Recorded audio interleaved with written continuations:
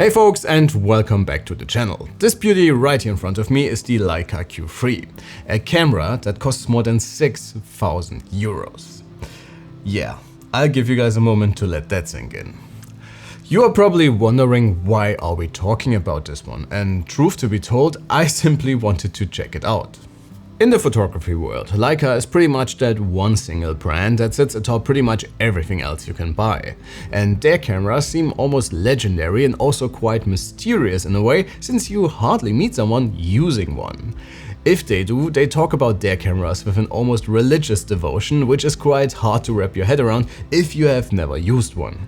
And with the prices you will have to spend on those cameras, they are quite out of reach even for professional photographers, let alone tech creators like myself. Still, I asked our local PR rep if there was any chance to try a Q3, and I'll explain more about what makes this one special in a little bit, and to my surprise they said yes. And this puppy showed up at my doorstep just in time for my trip to Dubai last December and for CES in January.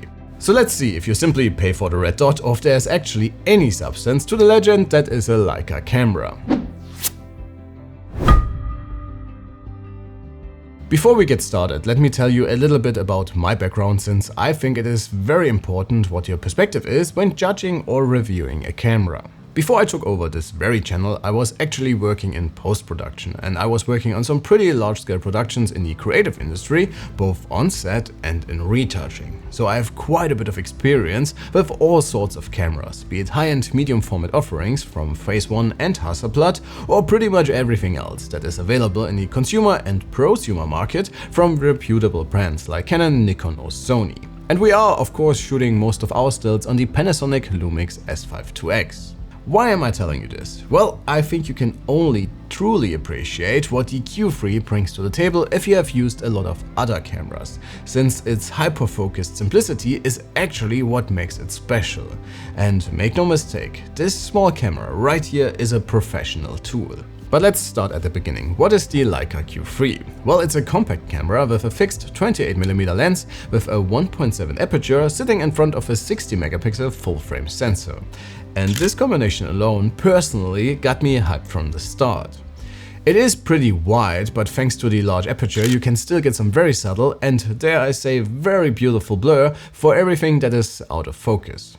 When you pick up the Q3 for the first time, you immediately know where at least some of your money went, since this one is built like a tank. It feels incredibly solid, and while you do not get a lot in terms of ergonomics, it still feels great in your hands. As I said earlier, what makes this one special is its simplicity. After I remapped my ISO controls to the thumb dial, I actually cannot remember the last time I had to go into the menu, since pretty much everything else you need to take a picture has its own dedicated physical control. The aperture can be set right at the lens, even though I try to keep it at 1.7 most of the time, since I simply prefer to have as much depth of field as possible. Your shutter speed has its dial right at the top, and my ISO control was on the thumb dial. So you got everything that you need almost right at your fingertips without the need to take the camera away from your face to adjust exposure. But enough of the formalities. How does it feel to shoot with the Q3? Well, I really tried to force myself to shoot everything on it while in Dubai, for example. So even all my daily social stuff I would normally shoot on my phone, I shot with the Leica. While it felt very weird at first to use a proper camera for your food pictures, after a while it became very natural, and what's been a simple snapshot before suddenly felt like a photograph and therefore much more deliberate. All in all, the Q3 feels like a proper photo camera in a way that makes taking photographs something special once again, and not just the images, if that makes sense. For me personally, it made photography a lot more fun, and for example, I went to the Louvre in Abu Dhabi with my girlfriend and we had a ton of fun taking pictures with the insane architecture as a backdrop. And while the Q3 feels quite like a traditional camera when you use it, it is still very modern at the core. And to make it a substitute for a smartphone for all of your social content needs, you would need to be able to move your files quickly from the camera to your phone. Thankfully, Leica's Photos app is very good in this regard, and I was quickly able to download the massive RAW files to my phone and edit them in Lightroom. Just as a side note, while I'm usually not the biggest fan of built-in pre-made filters, Leica offers this chrome style directly in the camera, and I think it looks beautiful. Unfortunately, it can only be used with JPEGs straight from the camera, since both Lightroom and Capture One completely disregard any picture styles when shooting RAW. Anyways, I was still able to get the look I wanted without a problem, and while this is very subjective, I felt like I did not need a ton of adjustments to get there, and the Q3's images looked right a lot faster. Overall, I would say the files you get from the Q3 are not as crazy flexible as those from the competition, which means you would have to be a bit careful when dialing in your exposure. Recovering highlights, for example, will not leave you with a ton of headroom, but again, this kind of makes you want to get it right in camera, which I would say is definitely a good thing. And while we are talking about the not so good things, battery life is also a bit of a bummer, and when you're out and about and shooting a lot, a single battery might be a bit tight for a full day. But I'd say if you can afford this one in the first place, you can probably also manage a couple of spare batteries. I think you can already tell from the past few minutes that I really enjoy this camera, and not just because it's a Leica, but because it makes photography fun, and you also get some pretty amazing pictures that simply look special, even though I'm not sure if that is obvious for that many people.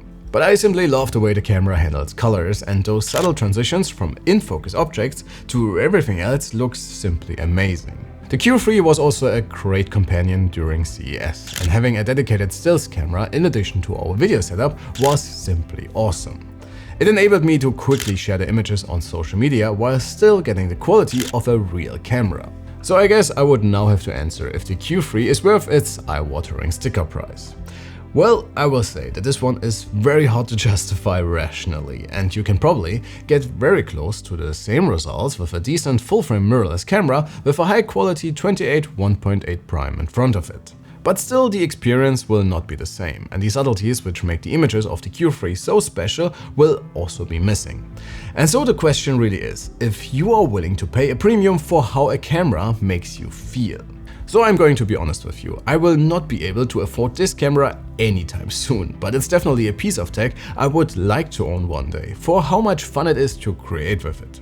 If you think it's simply way too expensive, yes, it probably is, and that's perfectly fine. But I kind of get what makes Leica cameras so special, and I really cannot wait to use one of these beauties again. But enough from my end today. Thanks a ton for following along with my rambling about a super expensive camera. And while today has not been about laptops, I still hope you had a good time. If you feel like we should cover more camera and general creator tech on the channel, please let me know in the comments below. Please make sure to hit that like and sub button so you won't miss any of our upcoming videos. My name is Alex, you have been amazing, and I can't wait to see you all in the next one. Take care.